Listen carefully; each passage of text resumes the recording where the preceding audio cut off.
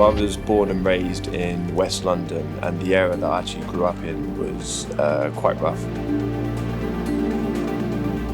I come from a broken family.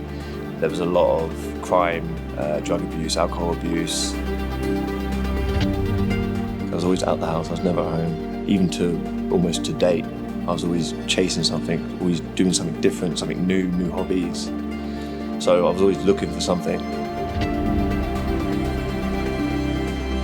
So I was at a point in my faith when I really wanted everyone to know Jesus, and so I was sharing my faith to anyone who would listen, but it wasn't really getting through, and to be honest, I kind of got used to people saying no.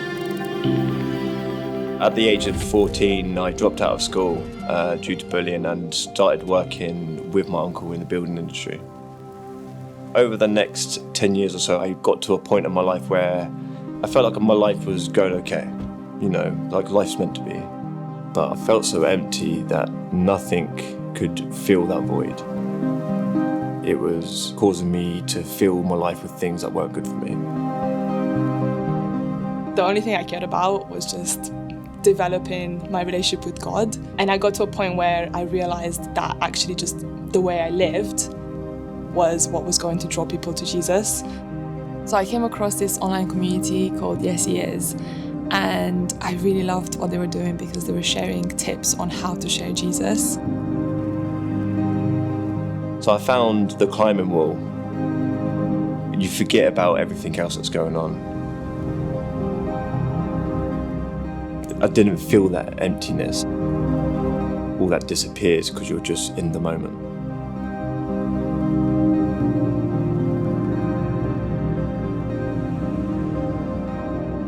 I was in between jobs and I decided to go to the climbing gym because I wanted to do something new while also meeting people at the same time.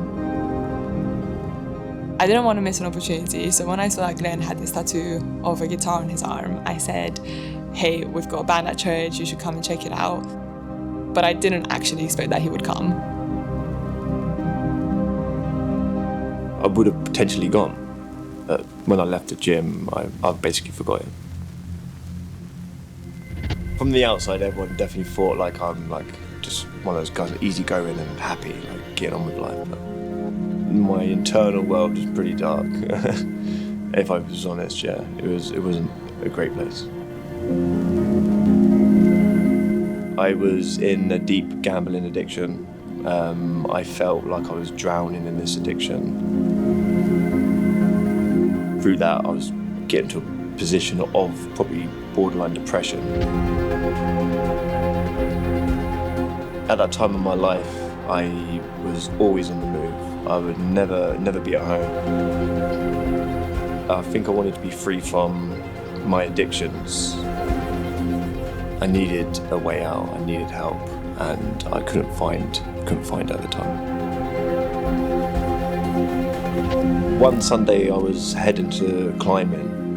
On my way I noticed that the church signs was up, and I ended up finding myself walking into the church.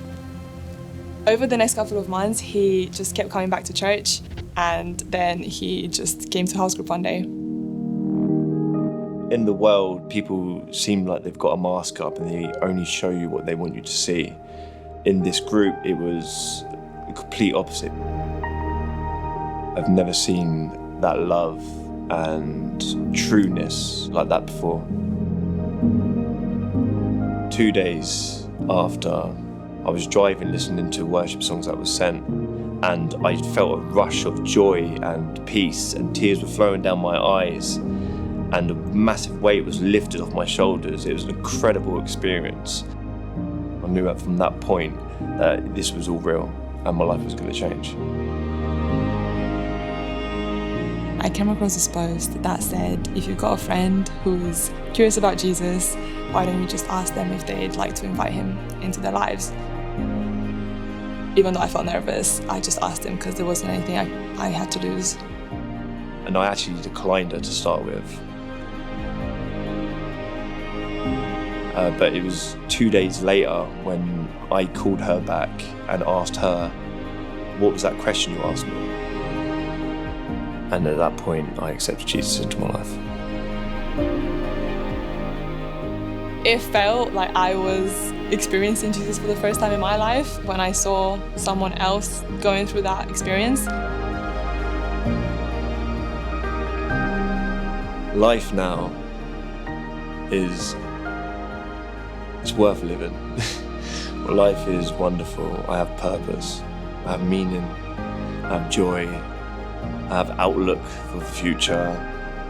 I feel like no matter where I am in my life, I would be happy regardless of anything. And that one thing that I was always chasing, always looking for, it was God the whole time. It was Jesus.